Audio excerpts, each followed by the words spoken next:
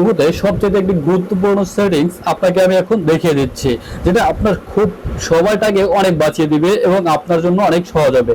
সেজন্য আপনি যেটা করবেন, চলে যাবেন ইমোতে। এখন আপনি ইমোতে অনেক মানুষের সাথেই কথা বলেন সব সময়, তার মধ্য থেকে আপনি যার সাথে সবচেয়ে বেশি কথা বলেন তার শুধু তার আইডিটাকে, মানে তার ইমো নামটাকে আপনি কিন্তু শর্টকাট অপশনে নিয়ে আসতে পারবেন।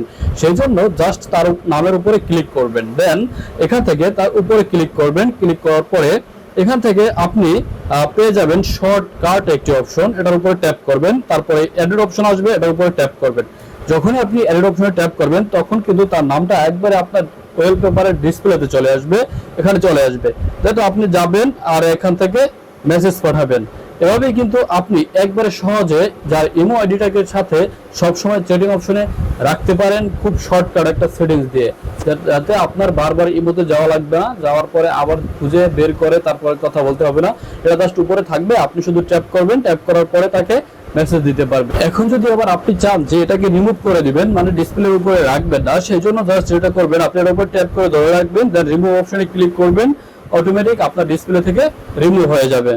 ধন্যবাদ। ভিডিওটি ভালো লাগলে অবশ্যই চ্যানেলটাকে সাবস্ক্রাইব করে দিবেন।